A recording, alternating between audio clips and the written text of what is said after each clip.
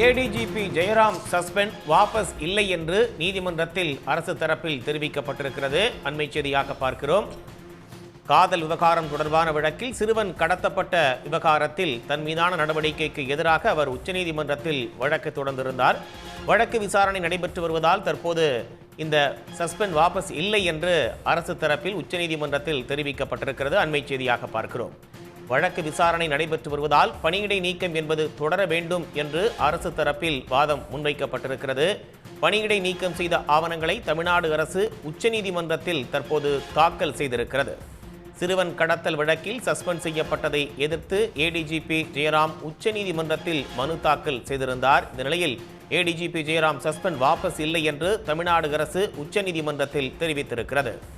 ஏற்கனவே நேற்று இந்த வழக்கு விசாரணையின் போது தமிழ்நாடு அரசு தன்னுடைய நிலைப்பாட்டை தெரிவிக்க வேண்டும் என்று நீதிமன்றம் கூறியிருந்த நிலையில் தற்போது ஏடிஜிபி ஜெயராம் சஸ்பெண்ட் வாபஸ் இல்லை என்று அரசு தரப்பில் நீதிமன்றத்தில் தெரிவிக்கப்பட்டிருக்கிறது. சிறுவன் கடத்தல் வழக்கில் சஸ்பெண்ட் செய்யப்பட்டதை எதிர்த்து ஏடிஜிபி ஜெயராம் உச்சநீதிமன்றத்தில் மனு தாக்கல் செய்திருந்தார். ஏடிஜிபி ஜெயராம் சஸ்பெண்ட் வாபஸ் இல்லை என்று தமிழ்நாடு அரசு உச்சநீதிமன்றத்தில் தகவல் தெரிவித்திருக்கிறது. வழக்கு விசாரணை நடைபெற்று வருவதால் பணியிடை நீக்கம் என்பது தொடர வேண்டும் என்று அரசு தரப்பில் வாதம் முன்வைக்கப்பட்டிருக்கிறது. பணியிடை நீக்கம் செய்த ஆவணங்களை தமிழ்நாடு அரசு உச்சநீதிமன்றத்தில் தாக்கல் செய்திருப்பது குறிப்பிடத்தக்கது.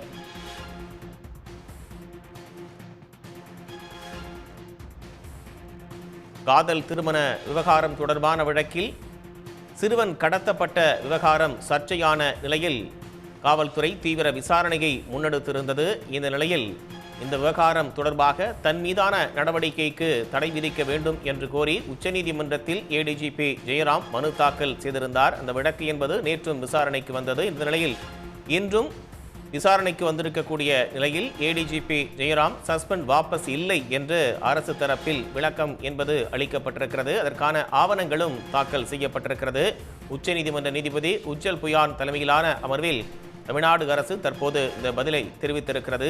ஏடிஜிபி ஜெயராம் சஸ்பெண்ட் வாபஸ் இல்லை என்று தமிழ்நாடு அரசு உச்சநீதிமன்றத்தில் தெரிவித்திருக்கிறது. வழக்கினுடைய விசாரணை என்பது நடைபெற்று வருவதால் பணியிடை நீக்கம் என்பது தொடர வேண்டும் என்று அரசு தரப்பில் வாதம் முன்வைக்கப்பட்டிருக்கிறது. நிலையில் பணியிடை நீக்கம் செய்யப்பட்ட ஆவணங்களை தமிழ்நாடு அரசு உச்சநீதிமன்றத்தில் தாக்கல் செய்திருக்கிறது. உடனுக்குடன் செய்திகளை தெரிந்து கொள்ள சன் நியூஸ் பெல் ஐகானை கிளிக் பண்ணுங்க.